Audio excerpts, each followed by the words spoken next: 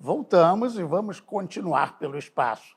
Aquelas imagens da experiência com as bolas no colchão serviram de exemplo nos estandes da Feira da Ciência para estudantes lá de Sobral, junto bem ao local da reunião. A SBPC promoveu, inclusive, vários outros eventos pelo país, lembrando o centenário da comprovação da teoria de Einstein. Até no corredor que liga a Câmara ao Senado, lá em Brasília, uma extensa exposição resumiu o feito do Einstein lá há 100 anos atrás. Só com a lembrança do centenário, muitos brasileiros vieram a saber o porquê da importância da comprovação da teoria da relatividade geral. Por que essa medida foi tão crucial, né? Einstein tinha proposto a teoria da relatividade geral em 1915. Ela satisfazia a teoria da realidade restrita, ela explicava a gravitação de Newton, ela explicava o periélio de Mercúrio, coisa que não tinha sido possível explicar. O que é o periélio de Mercúrio? Assim, ela explicava a precessão do periélio de Mercúrio, ou seja, o fato de que Mercúrio não só faz uma órbita elíptica, mas essa elipse vai rodando, o eixo da elipse vai rodando. Essa chamada precessão do periélio era um problema, era uma coisa que faltava de explicação e que, naturalmente, a relatividade geral explica. Então, de certo ponto, a teoria estava lá, pronta e bem-sucedida. Por que Sobral foi importante? Por que a medida da deflexão da luz foi importante? Porque o Einstein previu algo, realmente previu. Ele falou, olha, isso aqui vai acontecer. Ele não explicou algo a posteriori. A gente sempre fala isso, né? O grande valor de uma teoria física é o seu poder preditivo. É falar algum fenômeno que ninguém observou e esse fenômeno ser verificado. Então, apesar do grande sucesso da teoria da realidade geral, ela tinha feito uma previsão completamente nova, que era um ângulo de desvio por um valor que ninguém tinha previsto. E ao observar exatamente o valor que o Einstein tinha previsto, isso meio que fechou a teoria e deu um impulso enorme, porque agora não só você explica tudo que as outras explicavam, uma que a outra não explicava, mas além disso você prevê algo novo e esse algo novo é observado. Tá, e por ser observado, ele traz o que de novo para o homem poder evoluir no conhecimento do espaço? No fundo, o que essa observação mostrou é que, de fato, o espaço-tempo é curvo. E isso traz uma série de implicações profundas do nosso conhecimento da natureza. Como eu mencionei, existe a questão dos buracos negros, outra coisa é a previsão de que podem existir ondas gravitacionais, ou seja, uma oscilação onde aquilo que está oscilando é o próprio espaço-tempo. E essas ondas foram medidas 100 anos depois pelo Observatório LIGO, né? Mas e no dia a dia? O que isso implica, né? Muita gente fala, bom, mas a relatividade é quando você se viaja a uma velocidade próxima da luz, quando você está próxima de um buraco negro. E o que isso tem a ver com o meu dia a dia? Bom, hoje em dia todo mundo anda com um GPS no bolso, né? Todo mundo anda com um aparelhinho em que tem um sistema de localização por GPS. O GPS, ele vê a diferença de tempo entre um sistema de satélites e por essa diferença de tempo ele diz a nossa posição. A teoria da realidade geral nos diz que o tempo muda. O tempo que o satélite está medindo é diferente do tempo na Terra. Primeiro porque nós estamos num campo gravitacional aqui mais alto do que lá, isso faz uma diferença de tempo, o tempo depende do campo gravitacional. Segundo porque o satélite está em movimento, e o tempo também depende do movimento. E essa diferença de tempo, embora ínfima, ela tem um efeito na localização pelo GPS. Se a gente não levasse em conta esses efeitos da relatividade geral do Einstein, a gente erraria a localização por mais de 30 metros. Ou seja, o fato de que hoje o GPS, quando o sinal está bom, né? O fato que o GPS te dá a localização correta é porque ele está levando em conta todos os cálculos bastante complexos da teoria da realidade geral. Bem, nesse sentido, né, de evolução, ao mesmo tempo o homem descobre buraco negro, onda gravitacional, como você falou. Agora, o que é o tal do buraco negro? É uma boa pergunta.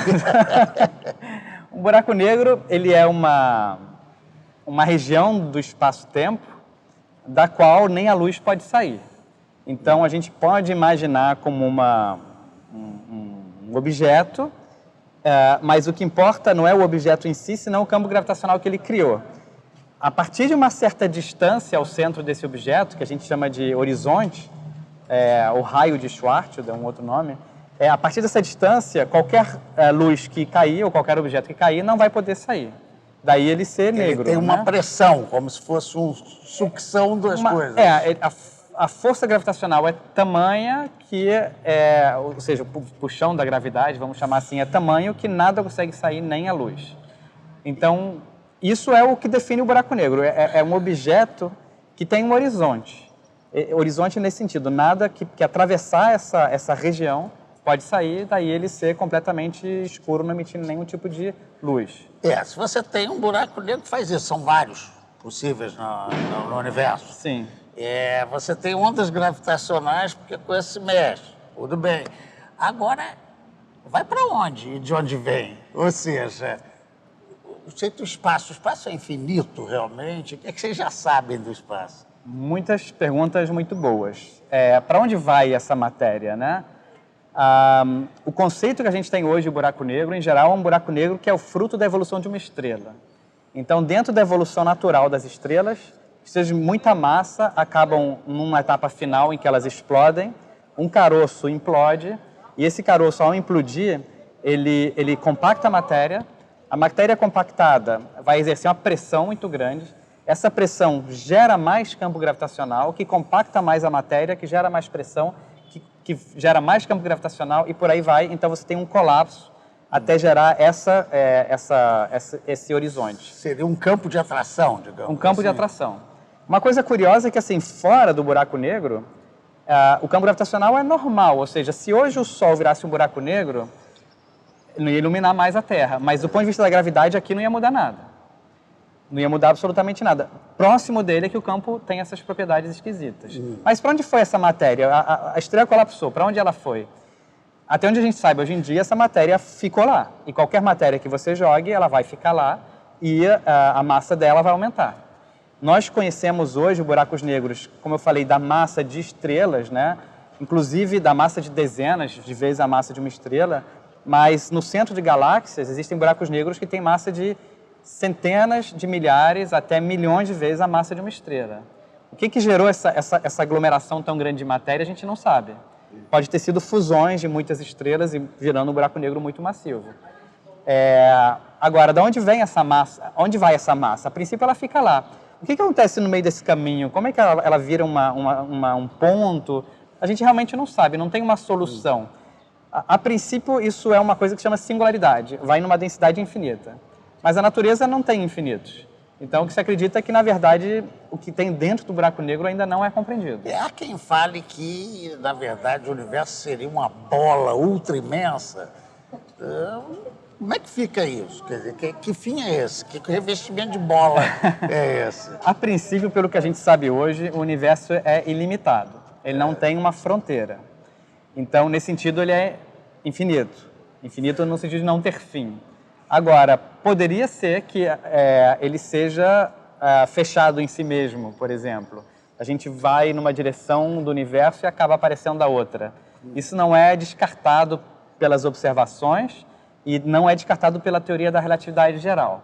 Mas o que a gente sabe é que dentro de um volume do universo que a gente pode ver, e essa que é a questão, nós temos acesso a um pedaço do universo. Embora ele seja ilimitado, possivelmente infinito, nós só temos acesso a uma parte finita do universo. Então, essa parte que é finita, ela é homogênea, ela é isotrópica, ela não dá nenhuma indicação de que a gente viveria em uma bolha, nada disso. Ela parece muito, em grandes escalas, muito igual em todas as direções, né? Fica difícil você imaginar, né, que nós somos um pedacinho dentro de todo esse processo. Pela curiosidade, a gente vai aprendendo coisas e vai até usando coisas práticas, né? Como você citou o GPS. Agora, é um pouco intrigante e a humanidade sempre no desconhecido mete Deus, mete algum tipo de explicação. Como cosmologista, poxa, a palavra é difícil, cosmologista, cosmologista, como é que ele lida com essa incapacidade que ele tem de ver o final? O cosmologista, o cosmólogo, ele vai usar as leis da física para tentar descrever o universo, né? Nesse sentido, a gente tem um modelo baseado na teoria da relatividade geral do Einstein, que descreve o que a gente sabe do universo, descreve como ele se expande, nós sabemos que ele está em expansão. Inclusive, você apontou a questão de nós termos um pedacinho ínfimo, né? O que o nosso modelo de universo diz é que nós estamos numa região completamente qualquer do universo, não estamos no centro do universo. Nós vemos outras galáxias se afastarem em relação a gente, mas uma outra galáxia qualquer vai ver as outras se afastando em relação a ela. Então, não só somos um pedaço ínfimo do universo, como ocupamos um lugar qualquer no universo. Então, dentro da física, a gente usa esses modelos da física e da matemática, que tem questões em aberto de pesquisa fundamentais. Não sabemos o que seria 95% da matéria do universo, mas dentro desses modelos físicos a gente explica, descreve muito bem como o universo se comporta. Qual a limitação disso? Ele é eterno? Ele teve um início? Por que ele teve um início? Como foi esse início?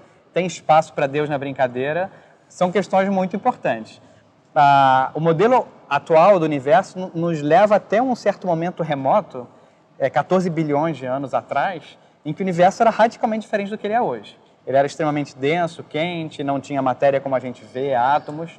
É lá onde valem as leis da física em extremas altas energias que a gente testa em aceleradores de partículas. Depois de mais de 100 anos da teoria da realidade geral, todos os experimentos que foram concebidos até agora foram sendo comprovados. O último deles foi a detecção das ondas gravitacionais. Elas são recentes? Foi em 2016. A descoberta foi anunciada em 2016, foi medida, se eu não me engano, no final de 2015, de uma forma extraordinária. Eu vou te dizer que para mim foi tão extraordinário que eu chorei, literalmente, de escorrer lágrima, e até hoje eu me emociono quando eu lembro disso. Isso é sério. Quando foi anunciada a descoberta das ondas gravitacionais, foi uma coisa assim absolutamente incrível. Vocês previam que existia. Você me dizer, Martim, você chorou por algo que todo mundo esperava que acontecesse, né? Onde é que veio essa emoção, né? Que está até agora em você. Que está até agora, né? Sim, era esperado, né? A teoria previu isso há 100 anos.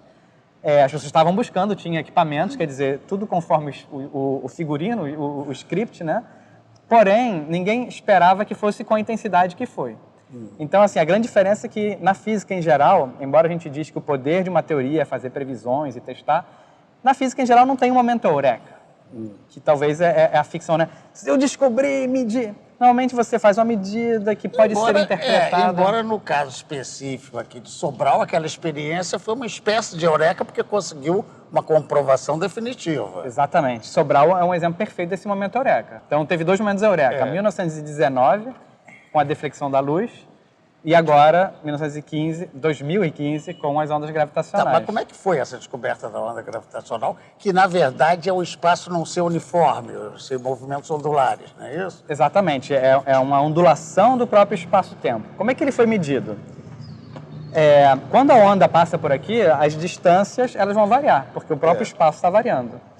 Se eu vou medir só esse tamanho, não tem como saber. Mas se a onda passa e eu tenho como medir um tamanho e outro tamanho numa direção perpendicular, eu tenho como comparar essa distância com essa distância.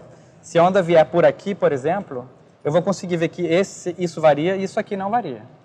Esse tipo de situação em que eu comparo duas distâncias é tipicamente dada por umas coisas chamadas interferometria. Não vamos entrar no detalhe técnico, mas a luz a gente consegue montar um aparato bem sofisticado em que a luz vai medir essa diferença de tamanho. Essa diferença de tamanho é tão pequena que no experimento em que ela foi medida, que se eu não me engano tem um braço de 600 metros, a variação de tamanho foi uma pequena fração do núcleo de um átomo. Agora, como é que eu vou medir a pequena fração do núcleo de um átomo em 600 metros e como é que eu vou medir se eu uso coisas feitas de átomos para medir? Aí tem uma engenhosidade incrível. O experimento é um experimento que envolve cerca de 1.000 pessoas, custou cerca de $1 bilhão.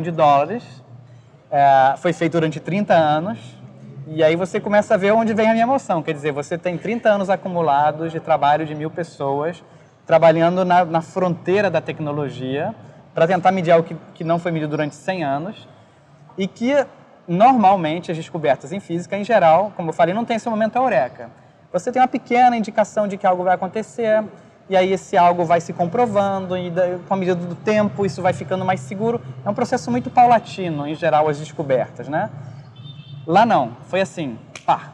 Foi um momento em que apareceu a onda gravitacional na tela, vamos dizer assim. Foi uma coisa muito forte. Mas 30 anos se esperava esse momento. Só que eles esperavam esse momento com uma outra intensidade.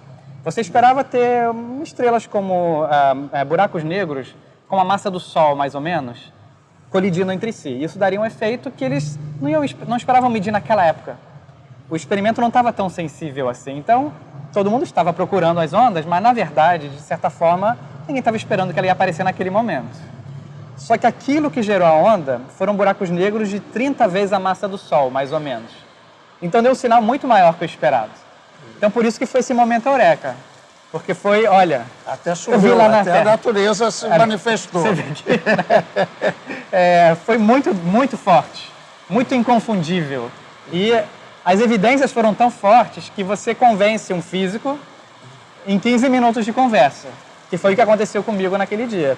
Então, assim, em uma pequena press release, você vê tudo aquilo se desvelando ao mesmo tempo, a engenhosidade do experimento que foi capaz de captar isso, e tudo que era envolvido, que sei lá, as 10 primeiras palestras que eu dei sobre o assunto, eu chorava de lágrimas, assim, né? Pelo processo todo. Pelo processo todo. É como se fosse a culminância de um monte de coisa, né? Outro intervalo rapidinho. Sai daí não, voltamos já.